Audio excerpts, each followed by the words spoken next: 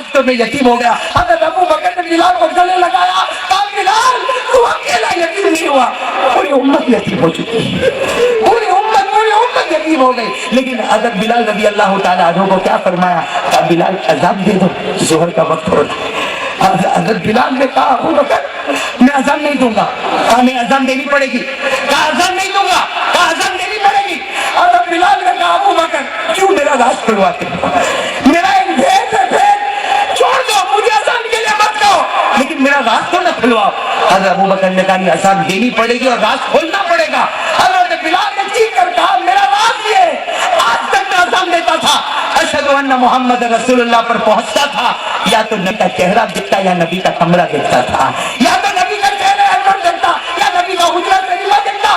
ابو بکر کی ہاتھ رکھ کر بتاؤ, آج بلال اذان دے گا اور اشہد ان محمد رسول اللہ پر پہنچے گا تو نبی کا مبارک جنازہ دیکھے گا.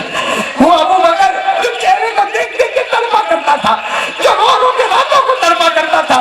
حضرت بلال رضی اللہ تعالیٰ نے ایک واقعہ سنایا, اللہ اکبر, میرے دوستوں دل کانپ جائے. حضرت بلال نے سنایا, ابو بکر کیا تجھے معلوم ہے, ابو بکر تجھے کیا معلوم ہے, میں نبی سے محبت کرتا تھا, اتنی محبت کرتا تھا, اتنی محبت کرتا تھا کہ میں نے میرے نبی کو کہا تھا کہ میرے نبی اگر 100 جان ہوتی بلال سب قربان کر دیتا, لیکن آپ کو دنیا سے کبھی جانے نہیں دیتا.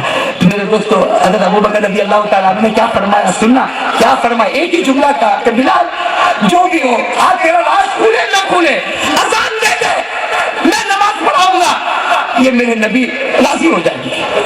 فرمایا میرے نبی, بولو نا, میرے نبی خوش ہو جائیں گے. اور اے بلال اگر تو نے اذان نہیں دی, میں نے نماز نہیں پڑھائی, یہ نبی قیامت میں تجھ کو بھی معاف نہیں کرے گا, مجھے بھی معاف نہیں کرے گا, یہ نبی ناراض ہو جائے گا. بس اتنا سننا تھا کہ نبی ناراض ہو جائے گا. تو بلال نے کہا میرا نبی ناراض ہو جائے گا, میں اذان دیتا ہوں. حضرت بلال نے اذان دی, پورے اذان میں 11 مرتبہ بے ہوش ہوئے, 11 مرتبہ بے ہوش ہوئے, ہوش میں آئے, اذان پوری کی. اور میرے دوستوں جب اذان دیتے دیتے اشہد ان محمد رسول اللہ پر جب آئے, حضرت بلال ایسا روئے کہ حضرت بلال کے بارے میں لکھا جیسا کوئی بچہ دل بلال میں روتا اور ایک ہی بات کہتے تھے, اے میرے نبی تو مدینے میں نہیں رہا, اب میں مدینے میں رہ بھی نہیں سکتا. اور میرے دوستوں وہ محبت کا سچا پیکر تھا. جیسے ہمارے نبی کا وصال ہوا, 3-4 دن گزرے, مدینہ چھوڑ دیا. چھوڑا کہ نہیں چھوڑا, بولو نا.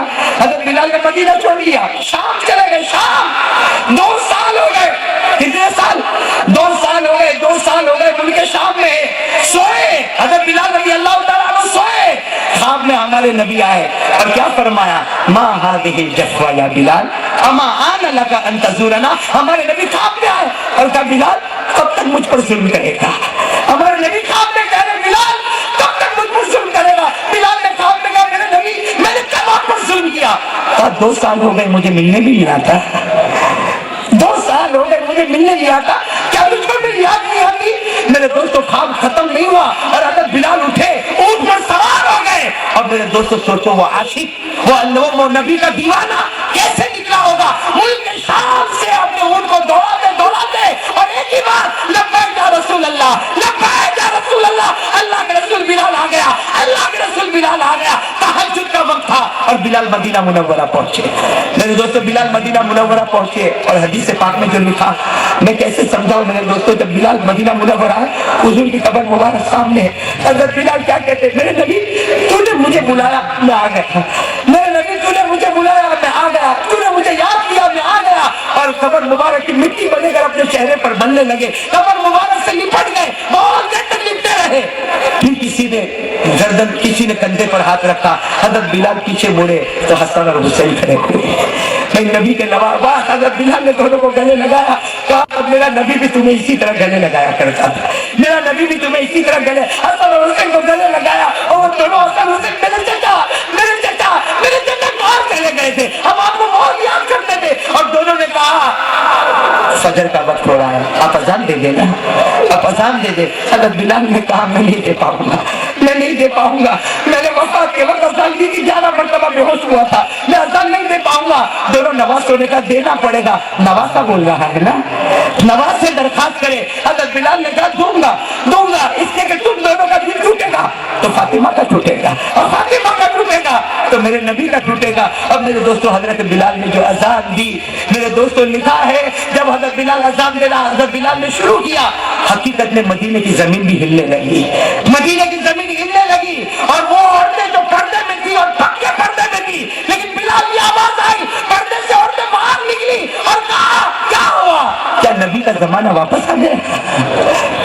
میرے دوستو یہ محبت اللہ کرے بلال کی محبت کا ایک تھوڑا حصہ ہم نالائقوں کو نصیب ہو جائے. میرے دوستو جب کوئی سچی محبت کرتا ہے, حضرت بلال شام میں واپس چلے گئے, کہاں چلے گئے؟ شام, دمشق میں ہے, مغرب کا وقت ہے, مغرب کا وقت ہے. حضرت بلال اپنی آنکھوں کو آہستہ آہستہ بند کر رہے ہیں, دنیا سے جا رہے ہیں, بیوی قریب ہے, بیوی کہہ گئی تم جا رہے ہو, مجھے اکیلا چھوڑ کر جا رہے ہو.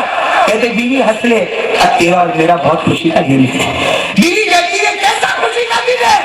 کہا خوشی کا دن نہیں دیکھ, اپنی بیوی کو کہا انظر الی السماء, آسمان کی طرف دیکھ. وہ بیوی کہتی میں نے دیکھا تو اللہ کے رسول نے جنت کا دسترخوان بچھایا ہے, اللہ کے رسول نے جنت کا دسترخوان بچھایا. بلال نے اپنی بیوی کو کہا سمجھ گئی, صحیح تیرے دسترخوان پر کیا, افطار محمد کے دسترخوان پر کرو.